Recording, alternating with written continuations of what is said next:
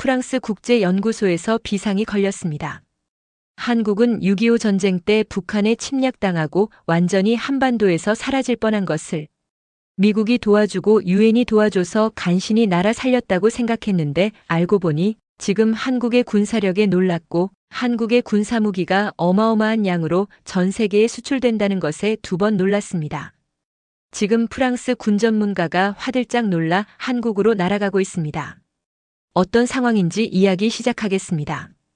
저는 프랑스 파리에 있는 높은 사무실 건물에서 근무하고 있고 제 책상은 큰 창문 옆에 자리 잡고 있어요. 제 이름은 모르데카이 그랜트예요. 매일 아침 사람들은 출근하려고 분주하게 움직이는 모습을 창밖으로 바라보곤 했어요. 저는 국제연구소에서 15년 동안 선임 연구원으로 일하며 여러 나라들을 연구하고 그 나라들이 잘하는 점, 강점, 그리고 다른 나라들과 어떻게 지내는지를 주제로 보고서를 작성해 왔어요. 저는 대부분의 나라에 대해 모든 걸 다 안다고 생각했었어요. 프랑스 정부도 제 의견을 자주 묻곤 했으니까요. 오늘 아침은 평소처럼 시작되었어요. 뜨거운 커피 한 잔을 따라 사우스 코리아 한국이라는 라벨이 붙은 폴더를 열었어요. 페이지를 넘기며 하품을 참지 못하고 또 다른 작은 아시아 국가 네 라고 중얼거리며 커피를 한 모금 마셨어요. 삼성과 현대 같은 회사가 있고 제 조카가 푹 빠져있는 케이팝도 있겠지요.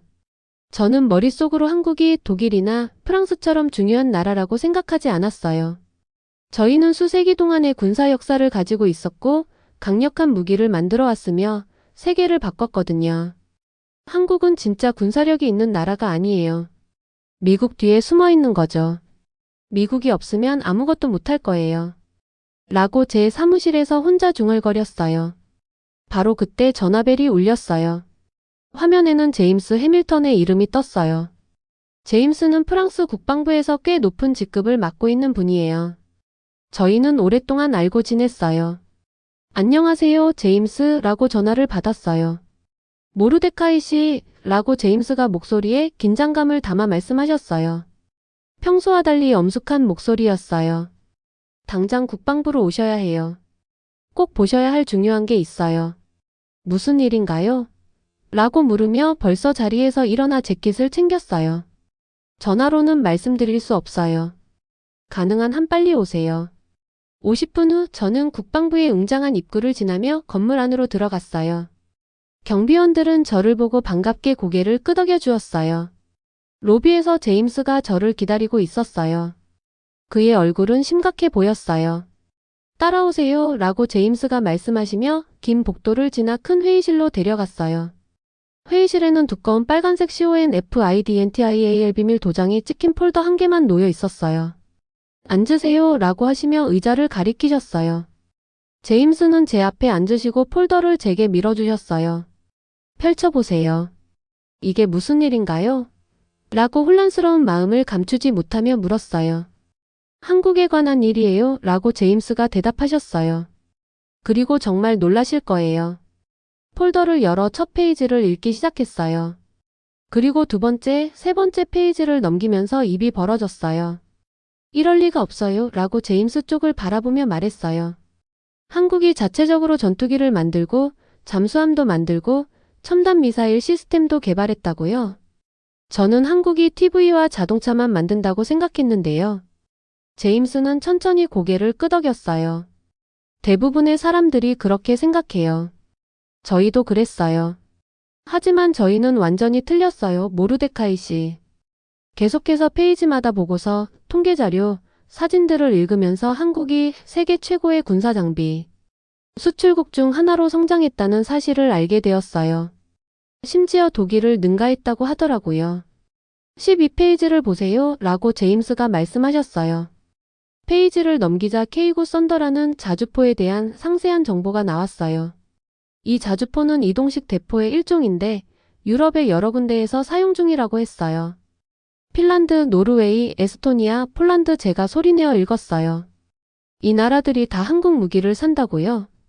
맞아요, 제임스가 확인해 주셨어요. K9뿐만 아니라 KF-21 전투기는 전적으로 한국 기술로 설계되었어요. 자체적으로 장거리 미사일도 개발했고 첨단 군사 드론까지 있어요. 저희 전문가들 말로는 세계 최고 수준이라고 해요. 저는 얼굴이 빨개지는 걸 느꼈어요. 저는 전 세계의 군사력을 주제로 수십 편의 보고서를 썼는데 스스로 한국의 부상을 완전히 간과했다는 사실에 부끄러움이 밀려왔어요. 어떻게 제가 이렇게 잘못 알 수가 있었죠? 라고 제 자신에게 아니 제임스께 물었어요. 우리 모두 그랬어요. 라고 제임스가 대답하셨어요. 우리는 오랫동안 그들을 과소평가해왔어요. 하지만 이제 더 이상 그럴 여유가 없어요. 제임스는 몸을 앞으로 기울이며 진지하게 말씀하셨어요. 장관님께서 한국에 직접 가셔서 군사기술을 직접 확인해 보시라고 부탁하셨어요. 전문가들과 만나시고 직접 조사한 후 종합보고서를 작성해 주시길 바랍니다. 한국에요? 라고 저는 놀라서 반복했어요. 언제 가죠? 내일이에요. 라고 제임스가 간단히 대답하셨어요. 티켓은 이미 예약되어 있어요. 저는 앞에 놓인 폴더와 한국 국기가 그려진 세련된 전투기 사진들을 바라보며 잠시 멍해졌어요. 제가 알고 있던 한국은 스마트폰과 케이팝의 나라였지만 그 이면에는 훨씬 더 강력한 무언가가 숨겨져 있었어요. 제가 그것을 전혀 보지 못했다는 사실에 자책감이 밀려왔어요. 가겠습니다. 라고 저는 마침내 결심하며 말씀드렸어요. 어떻게 제가 이렇게 잘못 알게 됐는지 이해해야겠어요. 그날 오후 국방부 건물을 나서면서 제 머릿속은 온갖 생각들로 복잡했어요. 한국에서 또 무엇을 발견하게 될까요? 제가 놓친 것은 얼마나 많을까요? 내일부터 직접 확인해 봐야겠어요. 비행기가 활주로에 닿으면서 약간 흔들렸어요. 14시간의 긴 비행 끝에 결국 인천국제공항 근처에 서울에 도착했어요. 장시간 앉아 있어서 허리가 아팠고 눈도 몹시 피곤했어요. 하지만 지금은 잠잘 틈이 없었어요. 제가 그동안 완전히 오해했던 한국을 직접 눈으로 보기 위해 도착한 거니까요. 여러분, 인천국제공항에 오신 걸 환영해요. 현지 시각은 오후 7시 30분이고 기온은 섭씨 18도예요. 라고 승무원이 안내하셨어요. 저는 머리 위 선반에서 작은 여행 가방을 찾아내고 비슷한 표정을 짓는 승객 무리와 함께 비행기에서 내렸어요.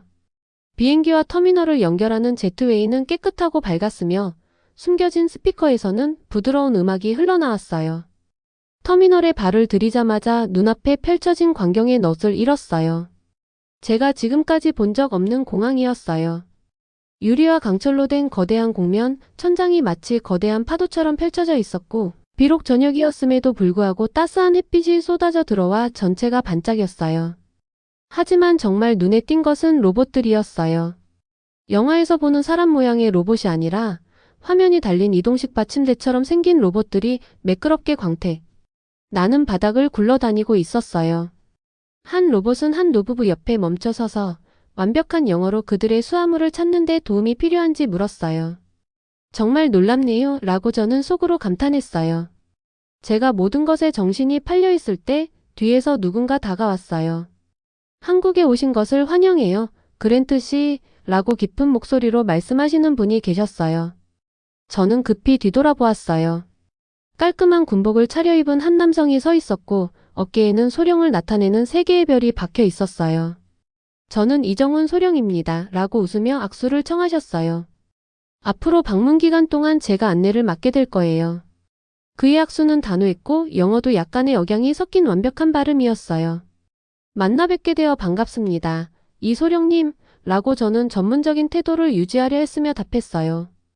시간 내주셔서 감사합니다. 천만에요.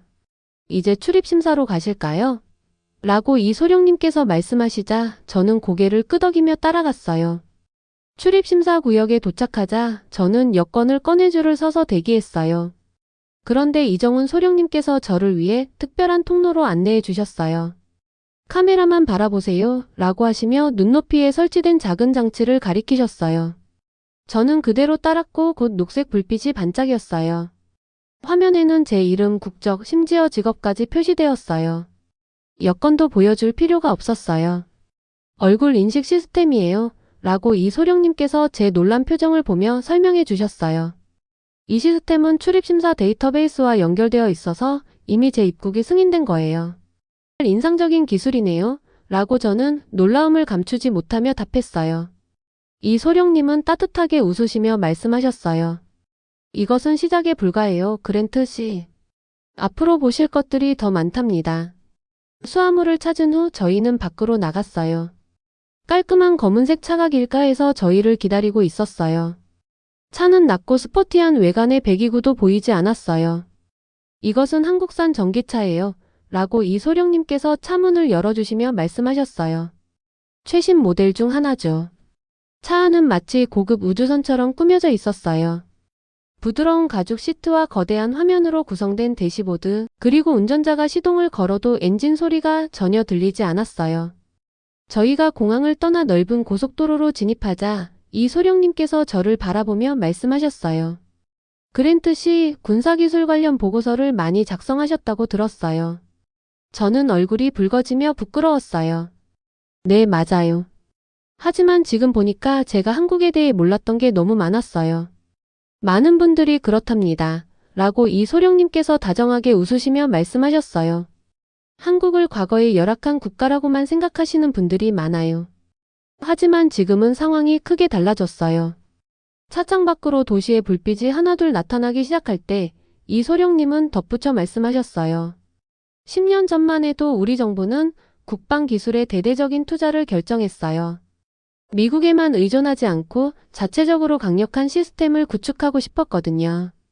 저는 고개를 끄덕이며 그의 말씀에 귀 기울였어요. 저 멀리 보이는 서울의 야경은 숨이 멎을 만큼 아름다웠어요. 수많은 고층 빌딩들이 화려한 조명과 거대한 디지털 스크린으로 하늘을 향해 솟아 있었고, 한강은 도시 한가운데를 가로지르며 다채로운 불빛의 다리들이 놓여 있었어요. 아래 거리에서는 전기차와 버스들이 부드럽게 흐르고 있었고, 운전자 없이 스스로 움직이는 차량도 보였어요. 마치 공상과학 영화 속 한 장면 같네요. 라고 솔직하게 말씀드렸어요. 이소령님께서는 살짝 웃으며 말씀하셨어요.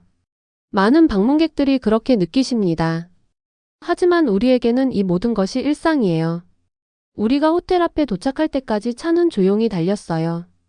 호텔은 도심 한복판에 자리한 높은 빌딩이었어요. 차에서 내리자 곡선으로 이뤄진 유리 외관에 빛나는 건물을 보며 감탄했어요. 도어맨이 가볍게 절을 하며 한국어로 환영 인사를 건넸어요. 오늘은 푹 쉬세요, 그랜트 씨, 라고 이소령님께서 악수하며 말씀하시더라고요. 내일은 바쁜 하루가 될 거예요. 호텔 로비에 들어서자 폭포처럼 흘러내리는 물벽과 로봇 컨시어지가 맞이해 주었어요. 저는 공항과 도시의 인상적인 모습만큼이나 내일 만나볼 군사기술이 기대되기 시작했어요. 이제껏 제가 알고 있던 한국의 모습은 완전히 틀렸다는 걸 깨달았어요. 다음 날 아침, 저는 호텔 커튼 사이로 살며시 비치는 햇살에 잠에서 깨어났어요. 곧바로 전화가 울렸고 이번에도 이소령님께서 제 시간에 전화를 주셨어요. 간단한 샤워와 아침 식사를 마치고 저는 그 소령님을 만나러 아래층으로 내려갔어요. 좋은 아침이에요, 그랜트 씨, 라고 이소령님께서 단호하게 악수를 청하시며 인사하셨어요. 잘 주무셨나요? 네, 푹 주무었어요, 라고 답하며 소령님을 따라 차로 나갔어요.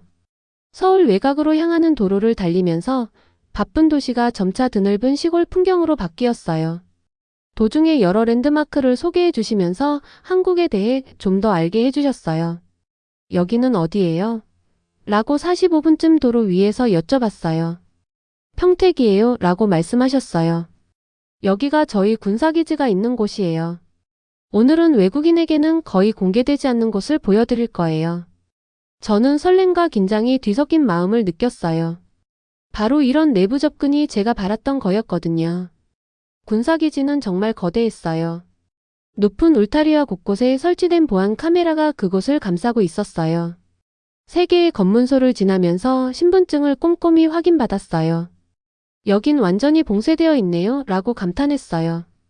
이소령님께서는 고개를 끄덕이며 말씀하셨어요.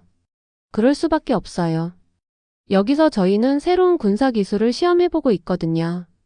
저희는 외관은 평범한 사무실 건물처럼 보이는 회색 건물 앞에 차를 세웠어요. 하지만 건물 안으로 들어서자 평범한 사무실 건물이 아니라는 걸 바로 느낄 수 있었어요. 복도에는 군복과 실험복을 입은 사람들이 목적의식을 가지고 분주히 움직이고 있었어요. 이소령님께서는 저를 회의실로 안내해 주셨어요. 그곳에는 한 중년의 여성이 기다리고 계셨어요. 단정하게 자른 흑발에 은빛이 섞인 머리, 그리고 단순한 안경 너머로 똑똑해 보이는 눈빛이 인상적이었어요.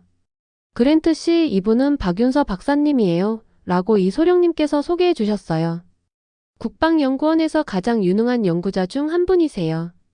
박 박사님은 따뜻하게 웃으며 악수를 청하셨어요. 만나 뵙게 되어 반갑습니다. 그랜트 씨. 당신의 업적에 대해 많은 이야기를 들었어요. 저야말로 만나 뵙게 되어 영광입니다. 라고 저는 진심을 담아 말씀드렸어요. 오늘은 저희 방위산업에 관한 발표를 준비했어요. 라고 박 박사님께서 말씀하시며 옆에 있는 넓은 회의실로 안내하셨어요. 회의실은 마치 공상과학 영화 속 지휘센터처럼 꾸며져 있었어요. 내벽 전체가 스크린으로 가득했어요. 박사님께서 작은 리모컨을 눌러 여러 차트, 도표, 동영상이 스크린에 나타나기 시작했어요. 10년 전만 해도 한국은 세계 10위의 무기 수출국이었어요. 라고 박 박사님께서 말씀하셨어요. 오늘날에는 독일보다 앞서 4위에 올랐고 프랑스를 거의 따라잡고 있어요. 저는 감탄을 금치 못하며 정말 짧은 시간에 이 정도 발전이라니요. 라고 말했어요. 박 박사님은 고개를 끄덕이며 말씀하셨어요. 저희는 미국이나 유럽 제품보다 품질은 유지하면서도 가격은 훨씬 합리적인 무기 시스템을 개발하는 데 주력했어요. 주변 스크린에는 시험장을 달리는 한국제 전차, 파도를 가르며 항해하는 함정, 그리고 하늘을 나는 항공기의 영상이 흘러나왔어요. 손바닥만한 드론부터 소형 오토바이 크기의 드론까지 다양한 크기의 드론들이 등장했어요. 로봇 전투병, 첨단 레이더 시스템, 영화에서나 볼 법한 미사일 방어 기술 등도 소개되었어요. 저희 K9 썬더 자주포는 이미 핀란드, 노르웨이, 에스토니아 등 유럽 여러 나라에서 사용 중이에요. 라고 박 박사님께서 동영상을 보이며 말씀하셨어요. 최근 폴란드와도 거대한 계약을 체결했죠. 전혀 몰랐어요. 라고 저는 부끄러운 마음을 감추지 못하며 말했어요. 유럽에서는 아직도 한국이 전자제품과 자동차만 만드는 나라라고 생각하고 있었는데요. 그런 인식이 서서히 바뀌고 있어요. 라고 이소령님께서 자랑스럽게 웃으며 말씀하셨어요. 지난해에만 해도 국방 장비 수출액이 170억 달러를 넘었어요. 5년 전보다 2배 이상 늘어난 수치예요. 그러자 박 박사님께서 다음 슬라이드를 넘기셨어요. 이번에는 세련된 전투기가 등장했어요. 지금까지 제가 본 것 중 가장 첨단의 모습이었어요. 이것은 KF-21 바람의 전투기예요. 라고 설명하셨어요. 국제 협력을 받았지만 주로 한국 기술로 개발되었어요. 미국 F-35와 비교할 만하지만 생산 비용은 약 30% 정도 저렴해요. 다음 2시간 동안 박 박사님께서는 한국의 군사기술 발전 과정을 상세히 설명해 주셨어요. 단순히 미국 무기를 구입하다가 그 무기를 기반으로 개선하고 결국에는 전혀 새로운 시스템을 만들어내게 된 과정을 말씀해 주셨어요. 저는 제 생각이 완전히 잘못되었다는 걸 뼈저리게 느꼈어요. 한국은 단순한 기술 강국을 넘어 독자적인 방위 산업을 이룩한 나라이었어요. 세상은 우리가 이룬 발전을 잘 모르는 것 같아요. 라고 박 박사님께서 발표를 마무리하시며 말씀하셨어요. 많은 사람들이 저희가 전적으로 미국에 의존한다고 생각하지만 실제로는 그렇지 않아요. 저는 고개를 끄덕이며 어제 본 동영상과 통계 자료, 그리고 지금까지 들은 모든 말들이 제 머릿속에 깊이 새겨지는 것을 느꼈어요. 실제 장비들을 직접 보시겠어요? 라고 이소령님께서 발표가 끝난 후 물으셨어요. 당연하죠. 라고 저는 답했어요. 영상만 보는 것과 실제를 보는 건 완전히 다르니까요. 회의실을 나서며 저는 한국이 은밀히 쌓아온 강인함을 직접 확인할 생각에 가슴이 두근거렸어요. 세계 안보의 판도를 바꿀 만한 힘이었으니까요. 이소령님께서 뒷문으로 저를 안내해 주시며 밝은 오후 햇살 아래로 나왔어요. 저는 잠시 눈을 가리고 밖의 빛에 적응했어요. 눈앞에는 거대한 시험장이 펼쳐져 있었고 여러 군사 차량들이 정돈된 줄로 줄지어 서 있었어요. 차량들의 금속 표면은 햇빛에 반짝였어요. 이제 직접 보실 차례예요. 라고 박 박사님께서 가장 큰 차량 쪽으로 걸어가셨어요. 그 차량은 도시버스보다도 훨씬 컸고 강철로 된 몸체에서 긴 대포가 튀어나와 있었어요. 올리브 그린 색상으로 칠해졌지만 그 위용을 감추기엔 역부족이었어요. 이것이 제가 앞서 소개해드린 K9 썬더 자주포예요. 현재 가장 큰 수출 성공을 거둔 무기죠. 라고 이소령님께서 차량 옆을 쓰다듬으며 말씀하셨어요. 저는 천천히 차량 주위를 돌며 그 크기와 디자인을 감상했어요.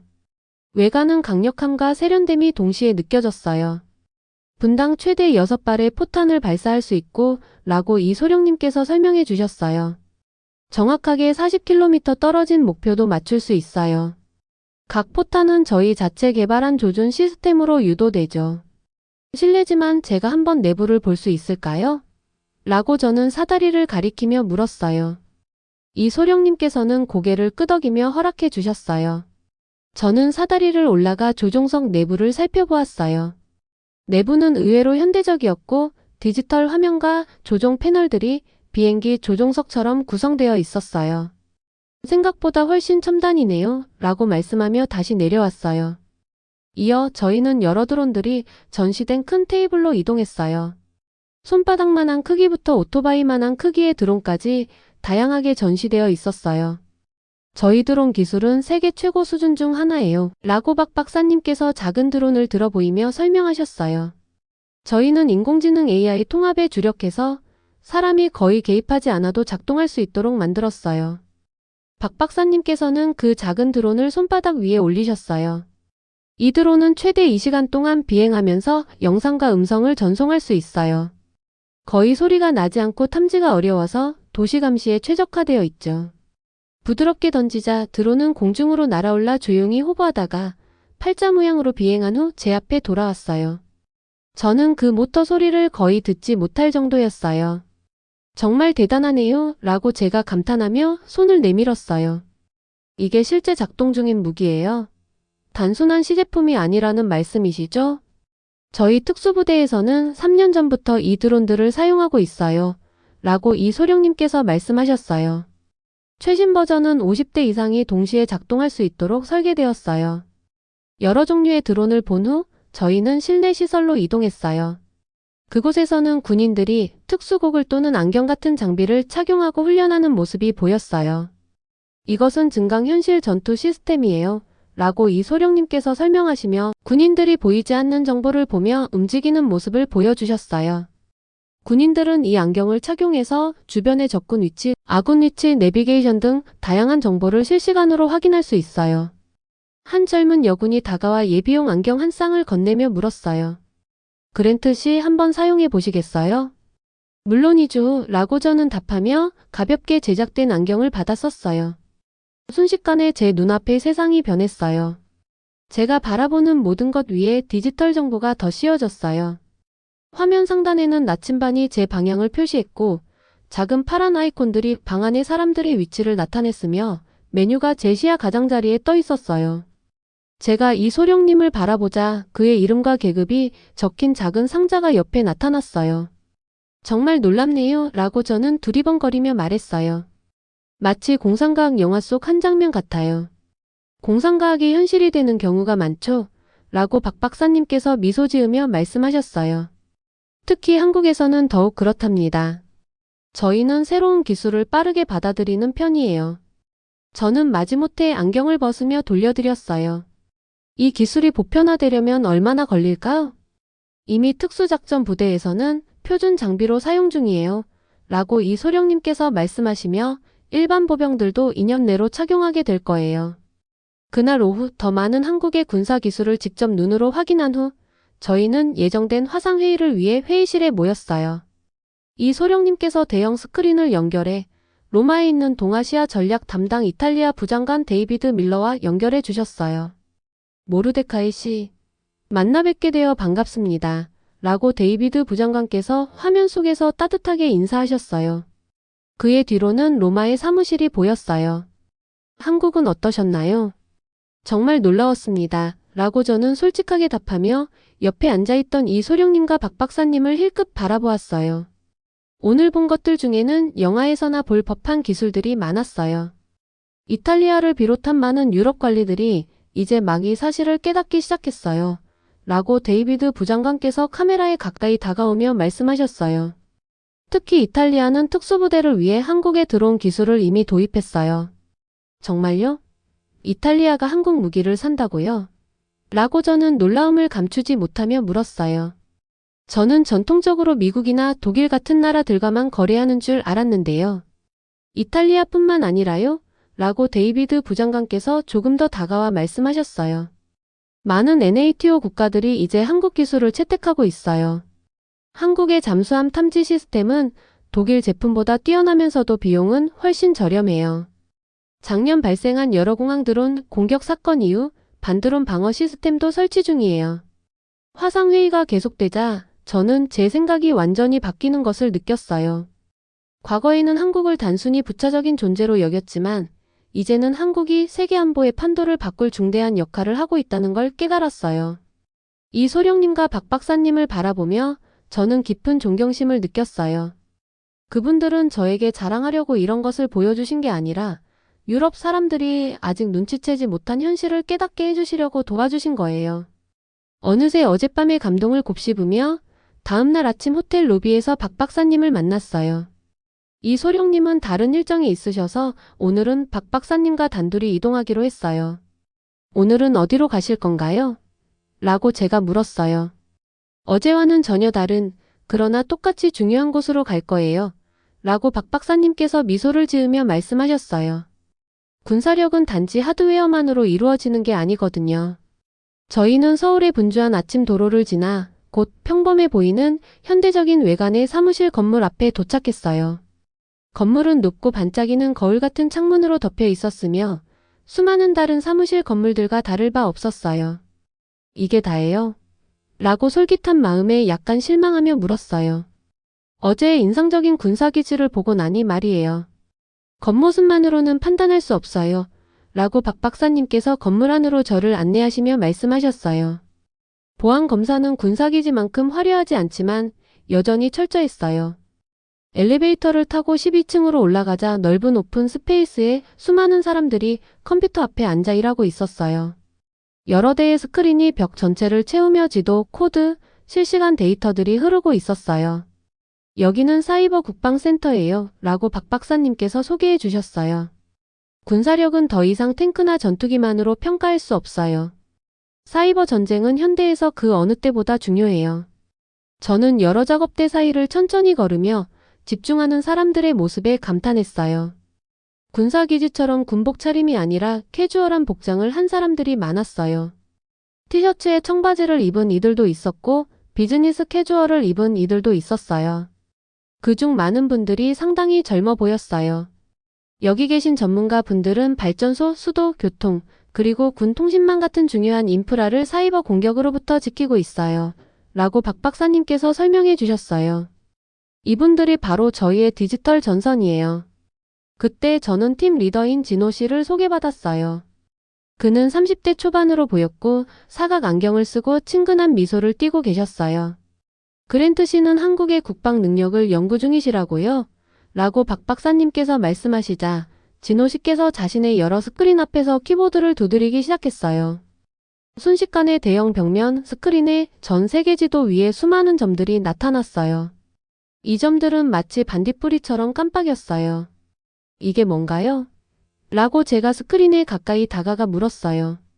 이것들은 지금 한국 시스템에 대한 사이버 공격 시도들을 나타내는 거예요. 라고 진호 씨께서 설명해 주셨어요. 각 점은 누군가가 저희 네트워크에 침입하려는 시도를 의미해요. 저는 수백 수천 개의 점이 퍼져나가는 모습을 보고 놀라움을 금치 못했어요. 특히 북쪽 이웃 쪽에서 집중되어 있었지만 동맹국이라 생각했던 곳에서도 많은 공격이 감지되었어요. 이렇게 많은 공격이 매일 몇 시간 일어난다고요? 라고 저는 정말 놀라서 말씀드렸어요. 진호 씨께서는 고개를 끄덕이며 그렇습니다. 이게 지금의 현실이에요. 라고 답해 주셨어요. 어떻게 이렇게 많은 공격을 방어할 수 있나요? 라고 저는 질문하며 그 광경을 바라봤어요. 저희는 인공지능 AI 시스템을 개발해 자동으로 공격을 감지하고 대응하도록 만들었어요. 라고 진호 씨께서 또 다른 화면을 띄우며 설명해 주셨어요. 북한 등 여러 위협에 직면하다 보니 수많은 공격을 사람이 모두 감당하기엔 역부족이었거든요. 저는 1시간가량 이 디지털 전쟁의 모습을 지켜보며 때때로 공격을 미리 차단하는 모습을 보았어요. 마치 보이지 않는 전쟁이 실시간으로 벌어지고 있는 것 같았어요. 점심시간 후 박 박사님께서는 저를 또 다른 층으로 안내해 전통적인 연구실로 데려가셨어요. 흰 가운을 입은 과학자들이 첨단 장비와 함께 일하고 있었어요. 여기는 양자 암호 연구소예요. 라고 박 박사님께서 말씀하셨어요. 양자 물리 원리를 이용해 절대로 해킹할 수 없는 통신 암호를 만드는 기술을 연구 중이에요. 한 젊은 여성 과학자께서 누군가 메시지를 가로채려는 시도를 감지하는 시스템을 시연해 주셨어요. 이 시스템 덕분에 이론상으로는 해킹이 불가능하게 만들 수 있다고 했어요. 이 기술은 안전한 통신 분야에 혁명을 가져올 거예요. 라고 박 박사님께서 자랑스럽게 말씀해 주셨어요. 한국은 이 분야에서 세계를 선도하고 있어요. 저희 연구팀은 양자 암호 관련 논문을 다른 나라보다 많이 발표했답니다. 그날 늦은 오후 제 머릿속은 오늘 본 모든 것들로 복잡해졌어요. 한국의 힘은 어제 본 탱크와 드론을 넘어서 앞으로 전쟁과 방위를 정의할 기술들을 선도하고 있었어요. 저녁 식사 시간 박 박사님께서 저를 전통 한식당으로 데려오셨어요. 그곳에서 이소령님도 함께 하셨어요. 우리는 낮은 테이블에 앉아 여러 가지 작고 화려한 음식들이 담긴 접시들을 나눠 먹었어요. 식사 도중 저는 하루 종일 마음속에 남은 한 가지 질문을 꺼내며 물었어요. 어떻게 한국은 이렇게 빠른 시간 안에 모든 것을 발전시킬 수 있었나요? 라고 젓가락을 내려놓으며 물었어요. 대부분의 나라는 수십 년이 걸리는 일을 단 몇 년 만에 이루어내다니 말이에요. 이소령님께서는 미소 지으며 맥주를 한 모금 마시고 대답하셨어요. 그것은 바로 우리 민족의 정신이에요. 한국은 70년 전 전쟁과 가난에 시달렸던 나라예요. 제 할머니도 전쟁 후 진흙집에서 힘들게 살았던 분이셨어요. 우리는 굳은 의지와 노력으로 스스로를 일으켜 세웠어요. 한번 결심하면 모든 걸 쏟아붓는 나라예요. 그리고요 라고 박 박사님께서 덧붙이셨어요. 선택의 문제가 아니었어요. 북한과의 긴장 속에서 살다 보니 약하거나 남에게 의존할 여유가 없었거든요. 저는 젓가락으로 김치를 집으며 고개를 끄덕였어요. 한국인의 혁신과 인내심에 감탄이 절로 나왔어요. 마치 제 할아버지가 전쟁 후 유럽 재건의 이야기를 해주신 것처럼 한국은 그 이상의 속도로 발전해 나갔어요. 내일은 오늘 본 것보다 더 중요한 걸 보실 거예요. 왜 우리가 이 모든 것을 개발하게 되었는지 직접 확인할 수 있을 거예요. 라고 이소령님께서 잔을 채워주시며 말씀하셨어요. 뭐예요? 라고 저는 의아해하며 물었어요. 비무장지대예요. 라고 대답하시며 얼굴이 무거워지셨어요. 세상에서 가장 철통 같은 국경이에요. 그곳에서 한국 현실을 진정으로 이해하게 될 거예요. 마지막 날 아침, 저는 호텔방에 앉아 떠오르는 해가 바닥에 길게 들이운 그림자를 바라보고 있었어요. 노트북은 열려 있었고 지난 한 주 동안 경험하고 배운 모든 것들을 기록하려고 키보드를 두드리고 있었어요. 곧 이소령님께서 픽업하러 오실 예정이었어요. 시간이 얼마 남지 않았지만 국방부에 제출할 보고서를 끝내지 않을 수 없었어요. 그래도 타이핑은 멈출 수 없었어요. 마치 터진 댐에서 쏟아지는 물처럼 말이에요. 저는 한국의 인상 깊은 방위 기술에 대해 보고서를 작성했어요. 탱크, 함정, 전투기, 드론까지 미국, 러시아, 그리고 프랑스와 견줄 만한 수준의 기술들을 직접 목격했어요. 사이버 능력과 양자 암호 연구까지 말문이 막힐 정도였어요. 유럽 여러 나라의 한국 무기 수출에 대한 통계와 영상도 담았어요. 하지만 가장 중요한 건 제가 그동안 완전히 잘못 이해하고 있었던 사실을 적었다는 거예요.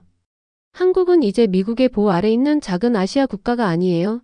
라고 타이핑하며 멈춰서서 생각했어요. 한국은 이제 독자적인 군사 강국이자 미래 전쟁을 정의할 기술을 개척하는 나라예요. 프랑스와 다른 유럽 국가들은 뒤처지기 전에 한국과의 군사 협력을 긴급히 추진해야 해요. 보고서를 다 쓴 후 저는 잠시 내용을 다시 읽어보았어요. 불과 6개월 전만 해도 한국이 군사기술의 선두주자라고 생각할 리가 없었어요. 저는 미국, 러시아 그리고 유럽 강국들만이 진정한 군사 강국이라고 믿었어요. 제가 얼마나 편협하게 생각해왔는지 깨닫게 되었어요.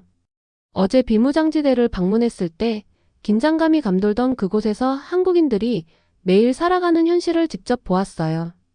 그곳에서야 비로소 한국이 자력으로 강해지기 위해 얼마나 힘써왔는지 이해할 수 있었어요. 보고서를 마무리하고 나서 제 전화벨이 울렸어요. 이소령님께서 호텔 로비에서 기다리고 계시다고 하셨어요. 보고서에 필요한 내용은 다 담으셨나요? 라고 차 안에서 물으시며 물으셨어요. 네, 충분히 담았습니다. 라고 저는 대답하며 익숙한 서울 거리를 창밖으로 바라보며 차에 몸을 실었어요. 한국에 몇 년이나 오지 않았다면 정말 다른 보고서를 작성했을 거예요. 이소령님께서는 따뜻하게 웃으며 말씀하셨어요. 새로운 것을 배우는데 늦은 때란 없어요, 그랜트 씨. 아직도 많은 외국인들이 한국을 과소평가하고 있답니다. 이제는 선두에 서게 되었어요. 인천공항까지 가는 길은 약 1시간 정도 걸렸어요. 공항에 도착하니 출국장에 박 박사님께서 저를 기다리고 계셨어요. 굳이 먼 길까지 올 필요는 없었는데 라고 제가 말씀드리자 제대로 작별 인사를 하고 싶었어요. 라고 박 박사님께서 따뜻하게 웃으며 말씀하셨어요. 그리고 감사의 말씀도 전하고 싶어서요. 감사하다고요? 라고 저는 놀라 물었어요. 오히려 한국의 놀라운 성과들을 직접 보여주셔서 제가 배운 게 너무 많았어요. 편견을 버리고 열린 마음으로 보아주셔서 감사합니다. 라고 박 박사님께서 악수를 청하시며 말씀하셨어요. 모든 방문객이 자기 선입견대로 보지만은 않으니까요. 저는 그 말씀에 깊이 공감하며 고개를 끄덕였어요. 제가 거의 그 선입견에 갇힐 뻔했다는 사실을 깨달았어요. 진정한 한국의 모습을 보려면 직접 걷고 사람들을 만나고 눈으로 확인해야 한다는 것을요. 박소령님과 박 박사님께 작별 인사를 한 후 저는 보안 검색대를 지나 탑승구로 향했어요. 얼마 지나지 않아 비행기가 이륙했고 창밖으로 보이는 반짝이는 도시를 바라보며 점점 작아지는 모습을 보았어요. 비행기 안에서 저는 지난 한 주 동안 배운 모든 것을 곱씹으며 생각했어요. 한국은 단순히 스마트폰과 케이팝의 나라가 아니었어요. 과거의 가난과 전쟁의 상흔을 딛고 일어선 독자적인 기술과 강한 정신력을 가진 나라였어요. 그들은 세계 어느 강대국가도 어깨를 나란히 할 만한 군사력과 미래 전쟁을 이끌 기술력을 갖추고 있었어요. 프랑스로 돌아온 지 한 주도 채 되지 않아 저는 프랑스 국방부에서 선임 직원들 앞에서 제 연구 결과를 발표했어요. 제임스 소속의 소개로 모든 핵심 인사들이 제 앞에 모였어요. 모르데카이 씨가 방금 한국에서 돌아오셨는데요. 라고 제임스가 말씀하시며 소개하셨어요. 그의 발견은 여러분 모두를 놀라게 할 겁니다. 저는 깊은 숨을 들이쉬고 말씀을 시작했어요. 저는 한국에서 직접 관찰한 결과 한국의 K9 썬더 자주포가 저희 프랑스의 시저 자주포보다 사거리와 발사 속도에서 월등하다는 것을 확인했습니다. 라고 비교 슬라이드를 보여드리며 설명했어요. 그리고 KF-21 전투기 프로그램은 예상보다 훨씬 빠르게 진행되고 있습니다. 하지만 아마도 가장 인상 깊은 것은 인공지능을 전투 시스템에 통합한 점인데 이 부분에서는 NATO 국가 중 누구보다 앞서 있다고 생각됩니다. 회의실에서는 질문이 쏟아졌어요. 어떻게 한국은 이렇게 빠르게 발전할 수 있었는지, 기술 공유에 대해 어떤 입장을 가지고 있는지, 그리고 양국 간의 연구 협력은 어떻게 진행될 수 있을지 등에 대한 질문들이었어요. 모르데카이 씨의 보고를 토대로 라고 제임스가 마무리 발언을 하시며 말씀하셨어요. 즉각적인 한국과의 포괄적 군사협력 프로그램을 마련할 것을 추천드립니다. 국방장관께서 고개를 끄덕이시며 더 이상 한국을 단순한 소극적 국가로만 볼 수 없습니다. 그들의 기술력은 우리가 반드시 필요로 하는 것입니다. 라고 말씀하셨어요. 회의가 끝난 후 복도에서 제임스가 저를 불러 얼굴에 자부심을 감추지 않은 채 말씀하셨어요. 오늘 많은 분들의 시각을 바꾸셨습니다. 라고 말씀하시며 그리고 아마도 자신의 생각도 바꾸셨겠죠. 저는 미소 지으며 이소령님과 박 박사님과의 대화를 곱씹었어요. 저는 한국에 가서 군사 문제를 가르치려 했지만 오히려 그들에게 배웠습니다. 때때로 우리가 알아야 할 가장 중요한 것은 우리가 얼마나 모르는지라는 사실이더군요. 한 달도 채 지나지 않아 프랑스는 한국과의 대규모 군사협력 협정을 발표했어요. 다른 유럽 국가들도 뒤처지지 않기 위해 연이어 협력에 나섰고 국제안보지형은 한국이 주요 플레이어로 인정받으며 크게 변화했어요. 결국 제 보고서는 이 변화를 이끄는 한 부분에 불과했어요. 단지 선입견을 버리고 새로운 시각으로 세상을 바라보기 시작한 결과였어요. 그날 제 책상 위에 놓인 작은 한국 국기는 이 모든 경험을 상기시켜주는 소중한 선물이 되었어요. 오늘의 영상은 여기까지입니다. 오늘의 사연을 재밌게 보셨다면 좋아요와 구독 부탁드릴게요. 다음에도 좋은 영상으로 인사드리겠습니다. 감사합니다.